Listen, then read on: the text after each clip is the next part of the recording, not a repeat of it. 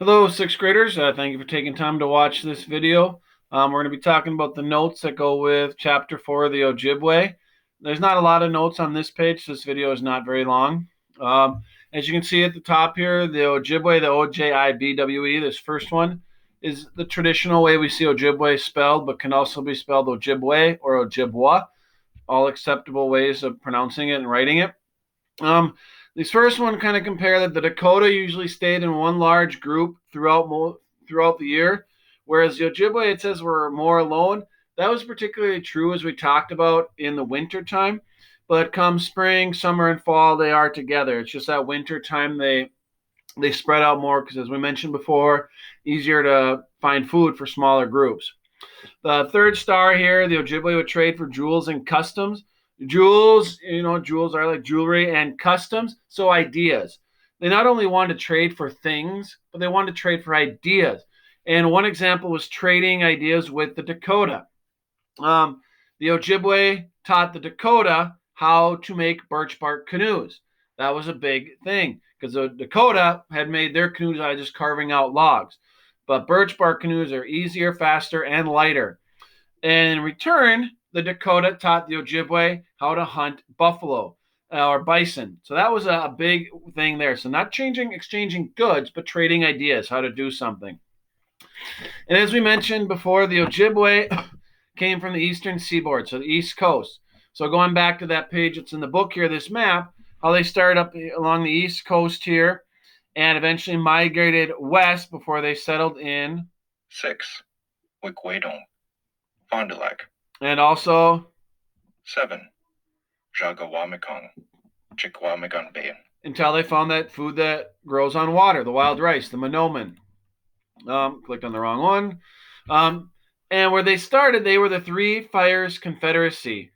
And just they formed a group with so they formed this group called the Three Fires Confederacy.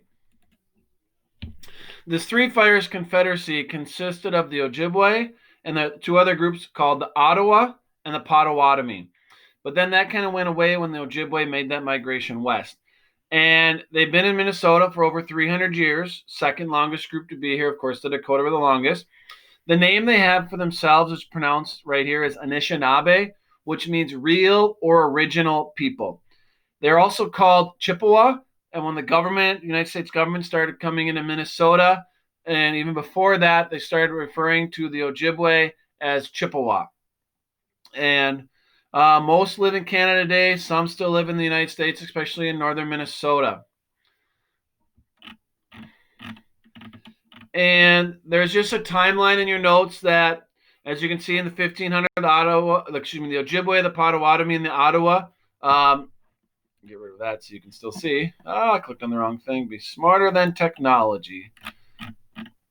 So you can see the Ojibwe, Potawatomi, and Ottawa live north of Lake Huron, that Three Fires Confederacy. Then we go farther on in 1620. They have moved to Sault Ste. Marie, which you can see right up here, Sault Ste. Marie. And then they move into Minnesota, and that's in 1660s there. The Ojibwe and Dakota began conflict over control of the upper Great Lakes region. So they're fighting for it, but then eventually the Ojibwe pushed the Dakota south. So we look on this map, the Ojibwe moved into this area here and forced the Dakota down into the southern part, and they become the main suppliers of fur to the French. Then 1740, the Ojibwe have settled and even more have moved into northern Minnesota. And by 1745, they are around Mille Lacs, which is this lake right above the cursor there.